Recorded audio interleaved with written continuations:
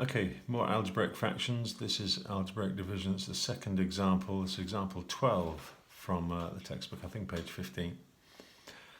This one looks a little bit different. It doesn't look like an algebraic fraction at all, except when you consider that the x minus 3 here, you could bring over here as a divide by x minus 3, and you'd also have a divide by x minus 3 here. So although it doesn't look like an algebraic fractions question, it actually is. To work out what A, B, C and D here are, probably the best way is to do the substitution. If you remember back to the first example we did, there were two ways I used to solve it. One was equating the coefficients and one was by doing some substitutions. You could multiply all this out and equate coefficients if you wish. I think a quicker way would be to do a substitution. I'm going to start off by substituting in x's 3 into both these sides, because if I do that, all of this becomes 0 and I can work out quickly what d is. So let's substitute in x is 3. The left hand side gives me 3 cubed is 27 plus 3 squared, which is 9. 27 plus 9 is 36. Take away 7 is 29. If x is 3, 3 minus 3 is 0, and the whole of this thing becomes 0, so that is just d, so d is 29. That was quick. Another substitution I could do, and I can do as many as I like if it helps, if I substitute in x as 0, then this disappears and this disappears, this becomes minus 3, I know what d is, and that should help me work out quite quickly what c is. So let's sub in x equals 0. So the left hand side becomes, this is 0,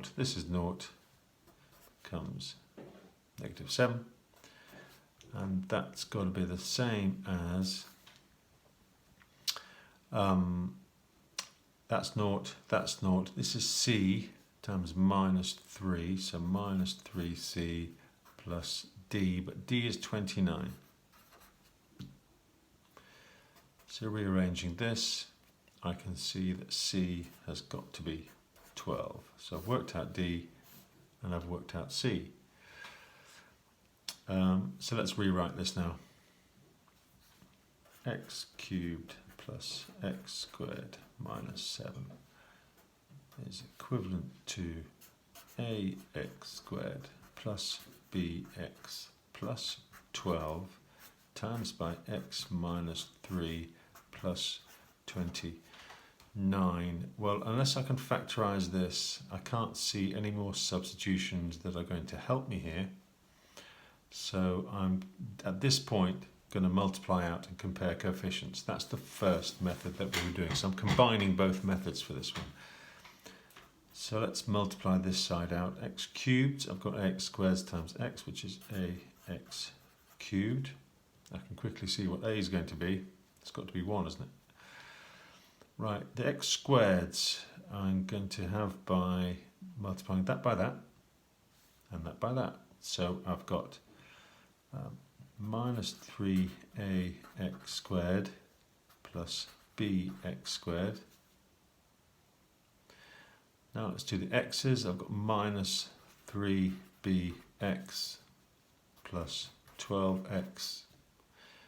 Now the numbers, 12 times minus 3, minus 36 plus 29. And that's got to equal x cubed plus x squared minus 7.